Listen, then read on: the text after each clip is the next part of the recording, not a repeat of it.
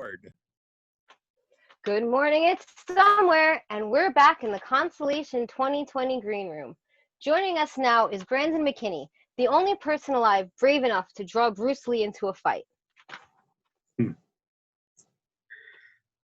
So, other than your Fight Club credentials, what would you like to tell us about your Brandon?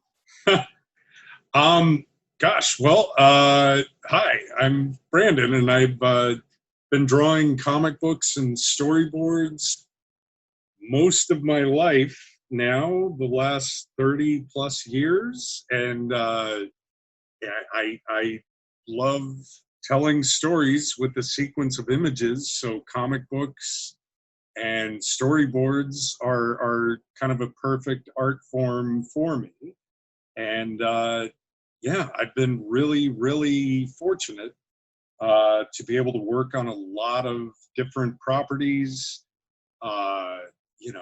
Star Wars books, Godzilla comics, Bruce Lee comics. I've storyboarded on Transformers, G.I. Joe, Scooby-Doo, drawn almost every superhero in the DC universe in some fashion or another. And one of my proudest achievements is contributing to the ElfQuest comic series. And I'm working on another creator-owned project for comics that we're figuring out the title. It's Red Dawn right now, nothing to do with the movie, but I'm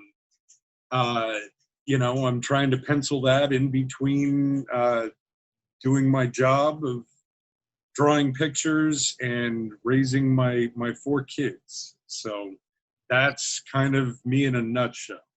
So let me ask you a little bit about range, because you've done things like Static Shock, you've done stuff like Batman Beyond, you've done stuff like Scooby-Doo. That's a lot of very different art styles. Can you talk a little bit about what that's like? Yeah, that is kind of one reason I love animation and working on storyboards, is because you may be on a series, but you're not on it forever. And there's always something new and different to draw. And you need to adapt to the styles of different shows, not just in how the characters and backgrounds are drawn, but in how the shots you pick, the way you tell the story. Are you going to use dramatic upshots, or kind of comedy works better if it's straight eye line, eye level shots? And you also get to make the characters act. So it's not just, can you draw Scooby-Doo to look like Scooby-Doo? Can you make Shaggy, react with his hair standing on end and them running in place? And, Static Shock would be very different. It's more kind of grounded and traditional. It doesn't go quite as extreme. Did you just say Static Shock is grounded? I wasn't going to let that go by. Good call. I missed that connection entirely. Connection, sort of an electrical pun too. But I love that part about animation, because I go from one job where I'm drawing in one style to a different job that's more of a Adult Swim or Rick and Morty kind of influence style. So it's challenging, and it is fun, and it never lets me get complacent, because there's always something new to learn and to try, and I love that. You were mentioning doing something new and creator-owned. Do you get a very different feel from working on other people's properties as opposed to doing original work? Well, the biggest feeling is getting paid more for it, because I have to earn to raise those 4 kids. They like eating. It's crazy. But yes, when I'm working on my own stuff, it is it is more rewarding because it's coming from me entirely. Whereas with storyboards or drawing from someone else's script, I am telling their story that somebody else can see. And my job is to visualize it the best way I can. And I, have worked really hard to develop my skills to be able to visualize, to the best of my abilities. And when I get to write it and draw it, I love that because it's coming from me entirely. And I'm prouder of it. And that makes me feel like more of an artist than a craftsman, where I get to, just from soup to nuts, it's all my vision. And so I try to do things like that when I can afford to, and both with time and financially. But I also really, really enjoy bringing other stories to life in a way. Turning the words on the script into images on the page or in the computer with the storyboards. So I get a different thrill from both. And the biggest thrill is I get to make a living drawing pictures, something I've loved since I was a little kid. And I've been fortunate enough to turn it into a career. So when you're talking about what I'm hearing you say is that it's not just about characters when you go from one series to another, it's about angles, it's about the way that you're handling light, it's about a large number of different approaches. Yes. And so I kind of want to ask, I'm getting the impression you started from the artist side and came into the writing, or was it the other way around? Well, some of the first comics I ever drew, they were for myself or my friends, were spin-offs of other comics I was reading, or I wrote and drew them. So I've always had stories I've wanted to tell. And one of my first projects in animation was a little short called Performance Art starring Chainsaw Bob. And I wrote and drew that. And it was basically when I was going to college at UCLA in, many years ago, I was studying fine art. And one of the parts of fine art, it's not just drawing and painting and sculpture, there was something called performance art.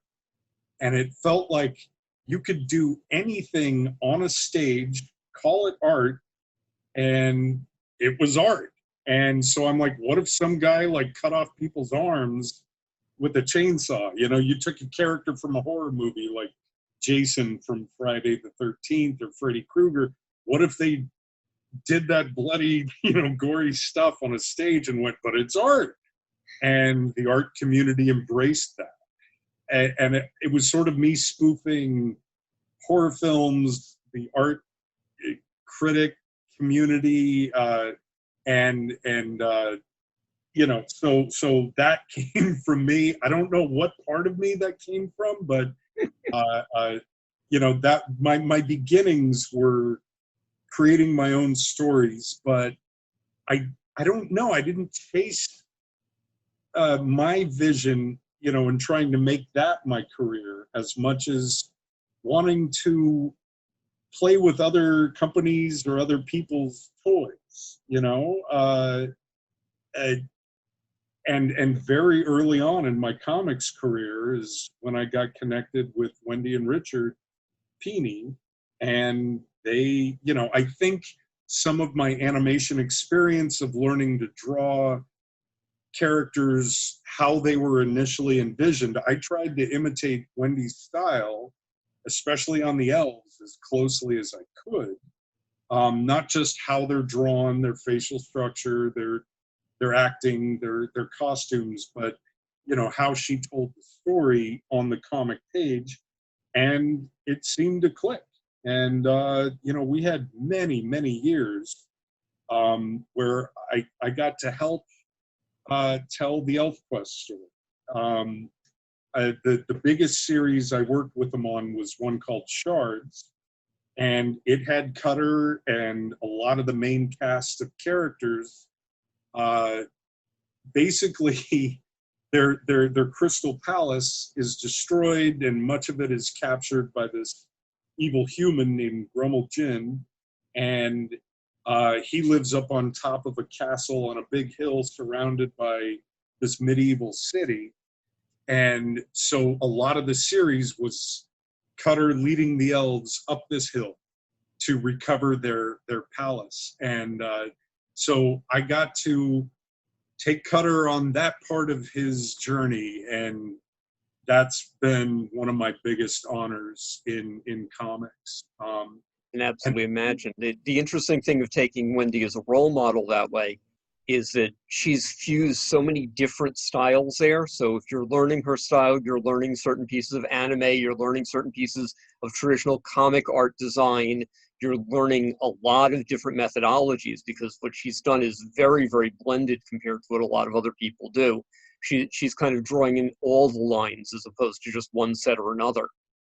I think that's part of what attracted me to ElfQuest in the first place when I started reading it as a preteen, was that mix of anime, animation, and comic book storytelling, and really just strong visuals and brilliant storytelling, and the way the characters acted. It wasn't generic. Every character has their own feel and pose and expressive face, and I love that. And Wendy has always been a mentor to me, whether I was before I was working for them, when I was working for them, and even after. And yeah, she's a really, really big artistic influence. Who are some of your other influences? Gosh, well, I grew up reading ElfQuest, but John Byrne, George Perez, those superhero comics in the Yep. 80s. Paul Smith was a style that just blew me away. I wish he'd done more X-Men. Gosh, I kind of came in just before all the Image guys. They do their thing and it's brilliant, but that didn't rub off on me with the hatchy lines and, costume design. I'm very, very rooted in the 80s. As far as animation, it's less a well-known person. I'm inspired by my peers. Although Joaquin Dos Santos is a brilliant animation producer who started doing storyboards, directing, and he just, blew up and helped run the Voltron show, worked on a lot of Avatar, The Last Airbender. Adam Van Wyck, look for his name on the end credits of some amazing Warner Brothers shows and others. Kevin Altieri, I've worked with him a lot. He's been my director. He worked on the original Batman, the animated series. I mean, Bruce Timm inspired me as well, seeing how he did superheroes. And the writing was brilliant on that with a lot of Paul Dini. So I've picked up little things where I could. There's so much anime that it took me until very late in my career to truly appreciate and absorb. But that's rubbed off on me, and I wish I could name more specific artists there. But I just kind of take bits and pieces and am inspired, constantly inspired, always learn. Let's flip the question on its head. You've got 4 kids, is it? Yes. Yes. Yeah. Took you a moment to 3 confirm. boys, 1 girl. Yeah. Are they interested in art? Have you been exposing them to specific creators, specific writers, specific artists? I have tried. So, I don't live with them. They live with their mom, but whenever we're together, I do the divorced dad, let's go to the movies. So darn near any animated movie that was out in the theaters, I would take them to that pre-pandemic and everything. Fortunately, one theater had oh gosh, why am I blanking? My neighbor Totoro, Miyazaki. They had a Yes. Miyazaki festival. Took him to see Howl's Moving Castle, a couple others, as they ran, and they all loved those. So, and we watched Pixar, a lot of Pixar films. Pretty much every Pixar movie that was out in the theaters over the last 5-6 years, they've seen with me. And I'm trying to expose them to as much, but they have found their own niches as far as what they enjoy on their devices with YouTube and stuff like that. And two of them, the middle son and my daughter, are very creative and artistic, and they see me drawing at my Wacom tablet a lot, Hmm. and they draw as well, doing different characters and animations. And the oldest and youngest boy are kind of more into video games, but I'm trying to expose them to different films and entertainment and such. Even if they don't choose an artistic path, they'll find their own. So yeah, I just try to show them what I like and what I think they would like. Yep. So when I was talking to you before, we were talking about the fact you used to do some art classes in libraries. Yes. What kind of things did you try to bring out to kids there where you might only get one shot at them, where they're not necessarily coming back every week and things like that? Right. So most classes were a one-time presentation. Some were maybe 5 weeks. And in those longer runs of classes, I would structure it, hey, let's create a character. Now write a story. Now pencil it. Now letter it. Now ink it. But even on the one-shot classes, I would try to show them the basics of drawing a figure from your head and creating a character, different ways to draw in comics versus animation. It was tricky because there's a lifetime of experience that I'm trying to condense into an hour and keep kids of all ages entertained, and they seem to go over fairly well. What was great is in the longer classes where I saw the kids for multiple weeks, I asked them to do was create a page, and then I would produce a very cheap, photocopied book that I draw the cover for, like such and such library comic special, and they would get a copy of that at the end of the 4, 5, 6 weeks, and that was really fun and rewarding. And I did that for maybe 5 or 6 years, maybe more. And then I moved from California. I lived in Florida for about 10 years. And when I first got there, I don't know, it was weird. It was like a lot of the work I had dried up. So I went, gosh, I got to figure out something. Maybe this 3D, computer animation is the way to go. So I took a tour at the Art Institute of Tampa to be a student. And the tour guide said, no, you need to meet the principal. I showed him my resume, Yeah. which already had comics and storyboards on there. And they said, how would you like to teach instead?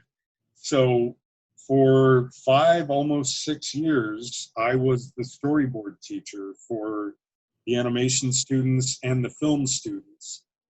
And that was a great experience, just for one, to get me out of the house because I worked from home. But in teaching something, you have to analyze it. You end up learning more about it. And I got better. And I was able to critique the students' storyboards, which is a skill you need in television and feature animation as a director, is taking other artists' storyboards and tweaking them and giving them another pass.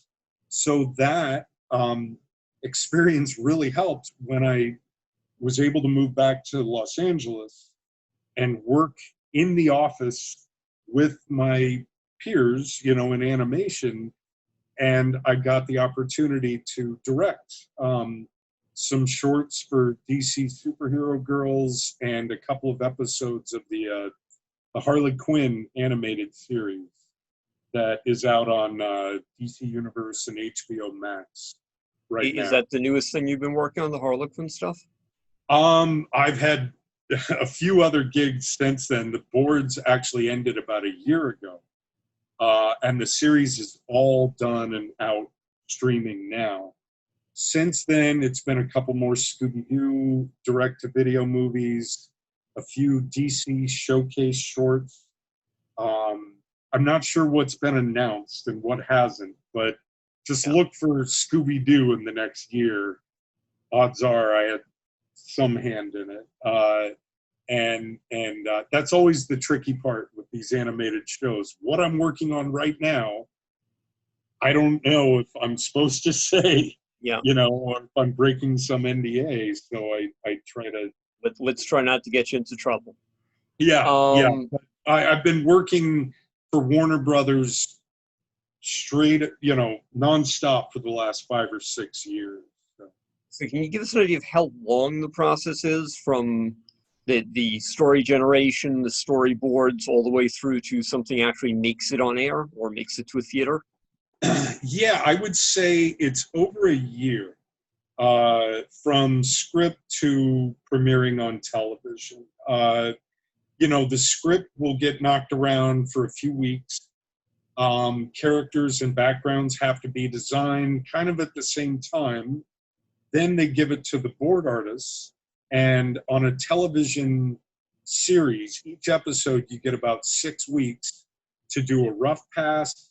The director gives you notes, then you clean it up, and then you move on to the next episode as a board artist. But the director and producers are still tweaking and shaping the boards for another month or longer.